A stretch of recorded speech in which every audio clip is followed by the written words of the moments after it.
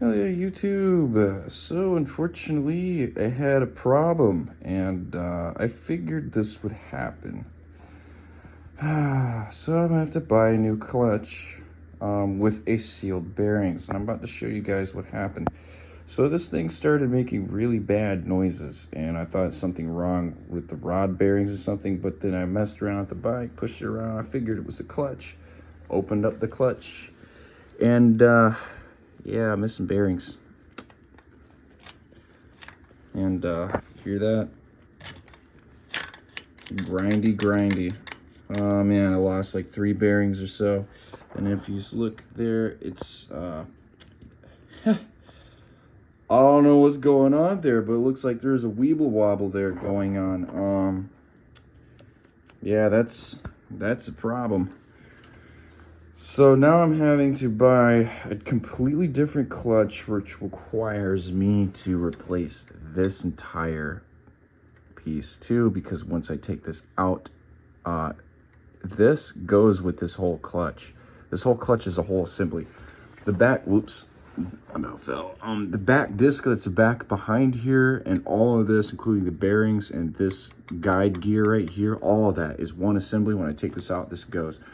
So what I'm gonna do is order a new clutch that allows me, so I have to buy this separately, and the inner clutch what has the sealed protective bearings.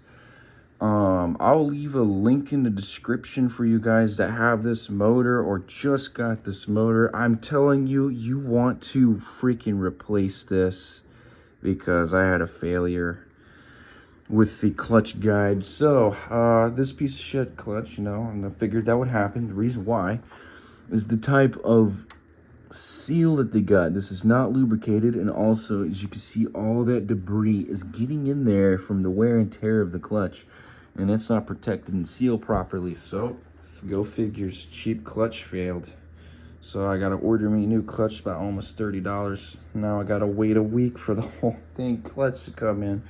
And you know how difficult that's going to be to break that bolt. It's going to be super difficult. So I got to buy a torch and stuff to help me break that bitch loose. But this is why it's going to be very difficult. I don't know where my channel locks is to grab on that, but it's going to turn the engine and the that. And I'm definitely not going to use the tension of my sprocket back there to break it loose, because it'll bend the crap out of my spokes and stuff. It's not strong enough. So definitely not going to do that. But I had a clutch failure. I could still drive it around and stuff, but I'm a little skittish about that. It's making some noises. Sounds terrible. So I'm gonna have to order the clutch and stuff. But anyways, yeah, you got this engine, or you have the Zeta 100 that has this exact clutch. I'm telling you, go ahead and buy a different clutch. Buy the set. Leave a link in the description. But you definitely want to find out your size. So this is what,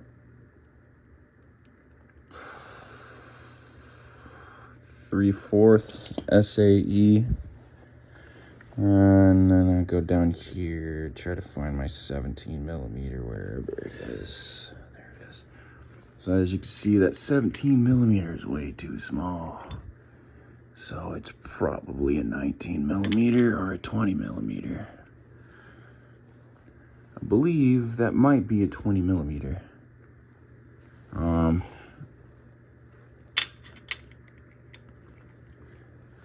11/16 is technically a 17mm.